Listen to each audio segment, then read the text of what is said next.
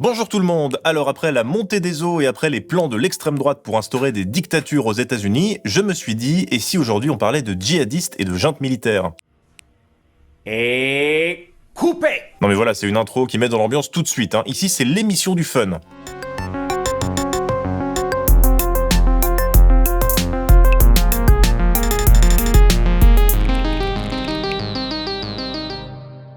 Aujourd'hui, c'est un épisode promo puisque je vous propose de parler de 3 pays pour le prix d'un. Genshin, c'est également une 3e paire de lunettes offertes. Sauf que vous payez pas les vidéos.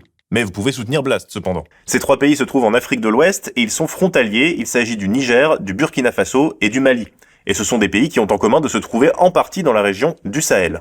Et vous allez voir que c'est loin d'être la seule similitude entre ces États qui rassemblent environ 70 millions d'habitants sur un territoire de presque 2 800 000 km². Le deuxième point commun, c'est que ce sont d'anciennes colonies qui ont toutes appartenu à l'Afrique occidentale française. Et le troisième point commun entre ces pays, ce sont les coups d'État. Et oui, il y a eu 2 coups d'État au Mali en 2020 et 2021 qui ont abouti à la mise en place d'une dictature militaire. L'armée a donc repris la main. C'était attendu, le colonel Assimi Goïta a été déclaré président de transition du Mali par la Cour constitutionnelle 9 mois après son coup d'État ayant renversé Ibrahim Boubacar Keïta. Il y a eu 2 coups d'État également au Burkina Faso en janvier et septembre 2022, avec là aussi le renversement du président élu et là aussi l'instauration de la dictature militaire du capitaine Ibrahim Traoré, en plus en direct à la télévision publique. Nous tenons à informer la population que la situation est sous contrôle et que les choses sont en train de rentrer progressivement dans l'ordre. Rien de plus rassurant qu'un groupe d'hommes armés et en treillis militaires qui envahissent un plateau de télé et qui vous disent que tout va bien. The new morning in America. Fresh, vital. The old cynicism is gone. Et au Niger alors, qu'est-ce qui s'est passé à votre avis? Allez, je vous laisse 3 secondes pour deviner. Vive tension au Niger où des militaires ont affirmé avoir renversé le président Mohamed Bazoum. Il s'agit du 3e coup d'État dans la région du Sahel depuis 2020, après ceux perpétrés au Mali et au Burkina Faso. Donc, sur une période d'à peine 3 ans, ces 3 pays sont devenus des régimes autoritaires dirigés par l'armée.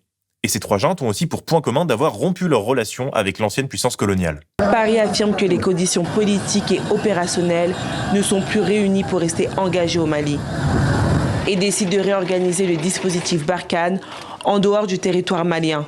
La présence de la force Sabre était de plus en plus contestée après les 2 putschs survenus en 2021 et 2022. Le Burkina Faso affirme que la fin de l'accord signé en 2018 avec la France ne signifie pas la fin des relations diplomatiques avec Paris, mais permettra simplement au pays de se défendre lui-même. En principe, les derniers soldats français présents sur le territoire nigérien l'auront quitté d'ici la fin de la semaine. Le climat s'est dégradé entre Paris et Niamey ces derniers mois, depuis le coup d'État du 26 juillet dernier. Il y a des tas de raisons qui peuvent expliquer cette rupture, à commencer par une relation souvent déséquilibrée de ces pays avec la France. Quelque part, vous me parlez comme si j'étais toujours une puissance coloniale. Mais moi, je ne veux pas m'occuper de l'électricité dans les universités au Burkina Faso.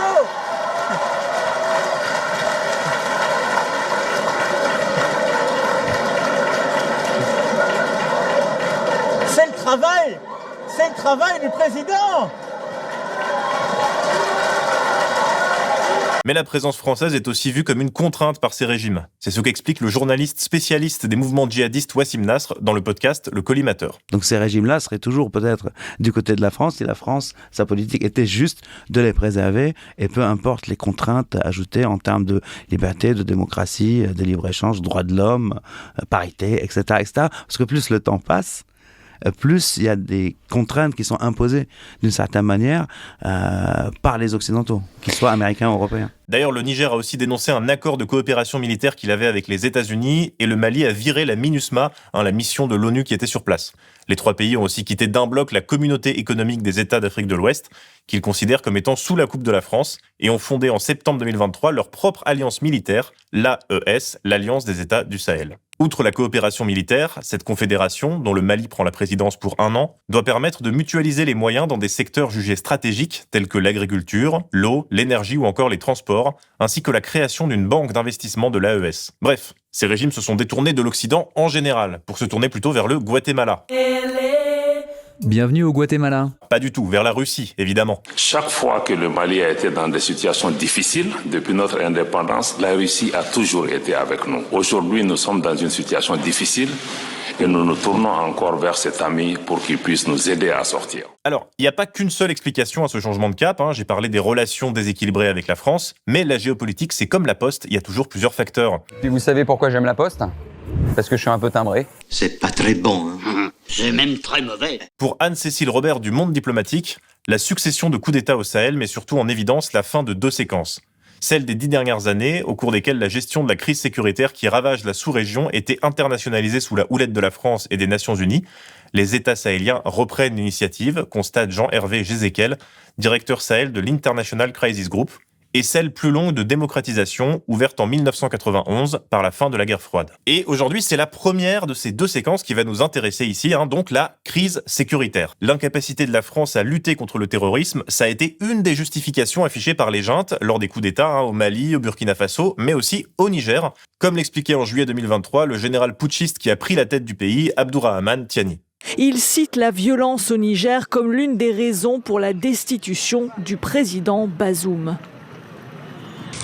Non, les résultats ne sont pas à la hauteur des attentes des Nigériens.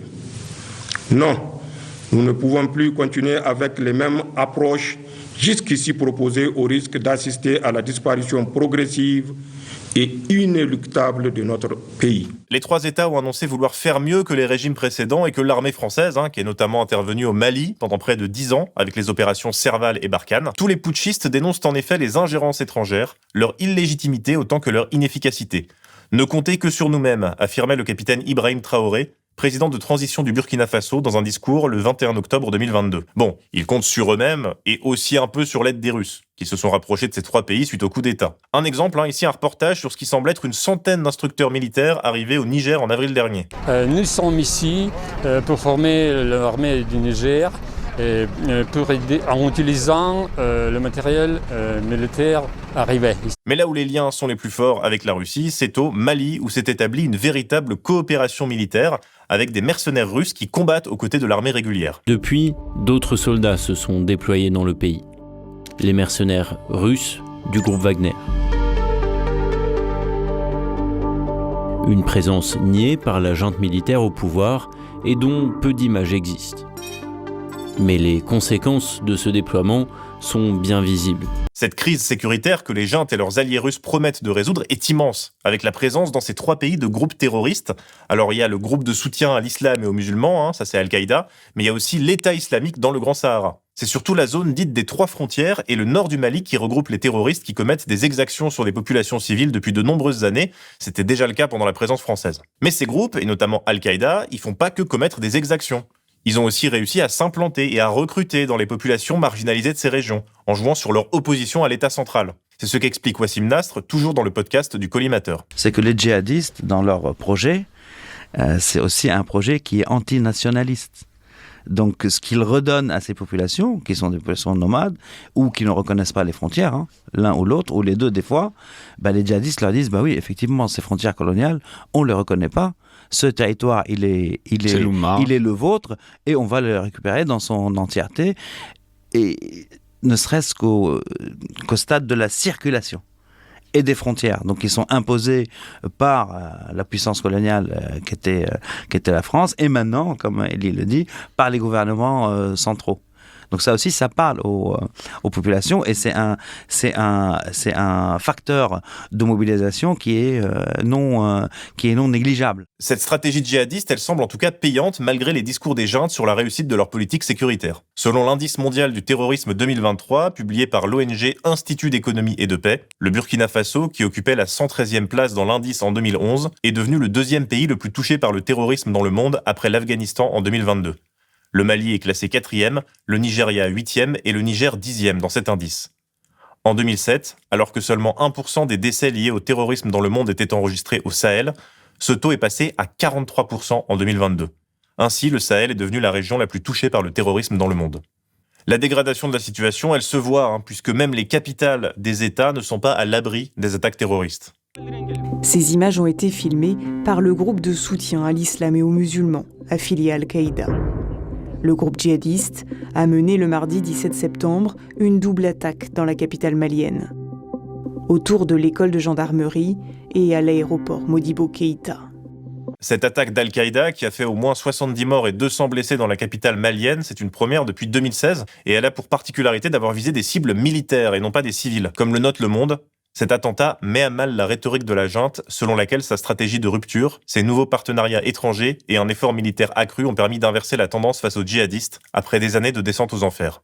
Autre exemple, au Burkina Faso, avec la ville de Barsalogo, au nord du pays, qui a été prise pour cible cet été, comme le relate Laurent Larcher dans le journal La Croix. Selon les rares informations qui parviennent à contourner la censure imposée par la junte aux médias et aux observateurs locaux, l'un de ces groupes armés s'est lancé à l'assaut de la ville le samedi 24 août à 9h, alors que la population était mobilisée par les autorités militaires pour creuser des tranchées défensives. Les assaillants ont ouvert le feu indistinctement sur tous ceux qu'ils croisaient, semant la panique parmi les civils et les militaires, tuant entre 100 et 200 personnes et en blessant plus d'une centaine. Oui, entre 100 et 200 morts. Les bilans sont pas évidents à obtenir, les juntes militaires sont pas vraiment connus pour leur transparence. Par contre, faire travailler de force des civils désarmés en les exposant aux attaques des djihadistes, ça, ils y arrivent très bien. Et la situation sécuritaire, elle est pas bien meilleure au Niger, en tout cas c'est ce que relève France 24. Selon l'organisation ACLED, qui répertorie les victimes de conflits dans le monde, quelques 1500 civils et militaires sont morts dans des attaques djihadistes depuis le coup d'État ayant porté un régime militaire au pouvoir le 26 juillet 2023, contre 650 de juillet 2022 jusqu'au coup de force.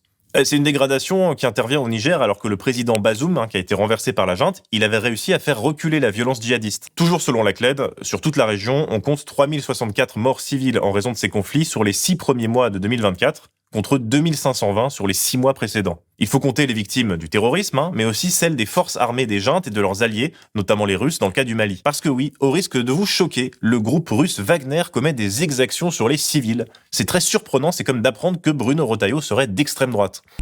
Sur les 294 attaques impliquant Wagner entre janvier 2022 et juin 2023, 152, soit plus de la moitié, ont visé des civils. Mais les mercenaires russes agissent rarement seuls. Dans 9 cas sur 10, les forces armées maliennes se trouvent à leur côté.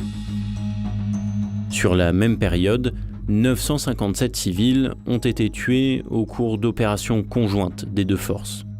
Un des plus importants massacres a été commis par les forces armées maliennes et leurs supplétifs russes dans la ville de Moura en 2022. Les Nations Unies ont publié une enquête particulièrement fouillée l'année dernière. De nombreux médias et organisations de défense des droits humains avaient également, dès les premiers jours, rapporté des témoignages effroyables. Au total, plus de 500 exécutions sommaires ont été dénoncées par l'ONU. Au Burkina Faso, des crimes de l'armée et des milices ont également été signalés, avec le meurtre de 28 civils dans le nord-ouest du pays en décembre 2023, ou encore le massacre de 150 personnes à Barga, dans le nord-est, en avril. Ils ont fait le tour au niveau de notre quartier. Une fois qu'ils ont terminé, ils sont allés dans un autre quartier. Là-bas, ils n'ont pas fait de différence. Enfants, femmes et hommes, même les nouveau-nés, ils les ont tous tués. Ils vidaient les poches des hommes morts et ils nous ont dit de quitter le village. C'est comme ça qu'on est sortis prendre nos charrettes et là on a vu les corps de nos maris par terre au sol. Ces crimes y visent souvent des populations marginalisées qui sont assimilées dans leur totalité aux terroristes. C'est le cas du peuple Peul par exemple, comme le rapporte un témoignage récolté par l'ONG Human Rights Watch. C'est toujours comme ça. Chaque fois que les djihadistes attaquent l'armée, des représailles contre les civils s'ensuivent, en particulier contre les Peuls. Les militaires nous accusent d'être complices des djihadistes, alors que nous ne faisons que subir leur domination. Des exactions des forces armées qui ont aussi pour effet de favoriser le recrutement de djihadistes parmi les populations civiles visées, et ça aggrave encore davantage la situation. Voilà pour ce tour d'horizon du Niger, du Mali et du Burkina Faso, 3 pays, 3 juntes et une guerre commune contre le terrorisme. Ce sont aussi 3 pays qui ont rompu avec l'Occident et qui ont rompu avant tout avec la France. La France qui paye peut-être des années d'une politique africaine perçue comme arrogante. Du coup, il s'en va, reste là.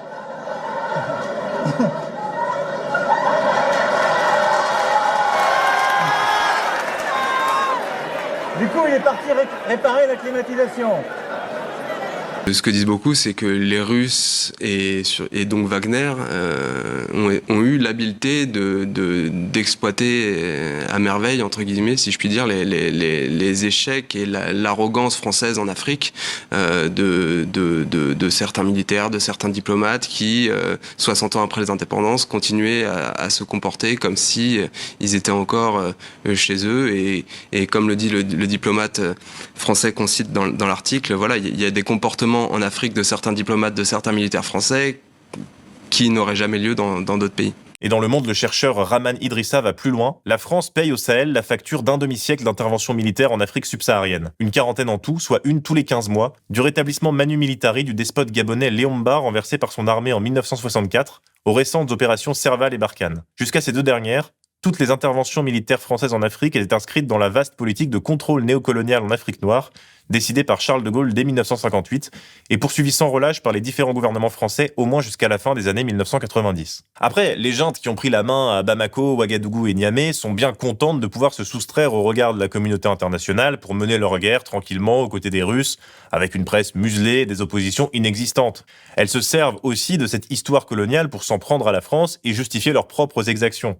Ces juntes, c'est des régimes prédateurs qui ne cherchent rien d'autre que des alliés leur laissant les mains libres. Mais malgré tout ça, d'un point de vue purement sécuritaire, pour le Mali, le Niger et le Burkina Faso, le rapprochement avec la Russie ne semble pas pour l'instant porter ses fruits. Et pire, la situation s'est même dégradée. Et la situation semble toujours plus instable et l'avenir toujours plus incertain. Voilà, merci. N'oubliez pas que si l'actualité nationale c'est déprimant, eh bien l'actualité internationale aussi c'est déprimant. Mais l'international sera quand même le genre humain.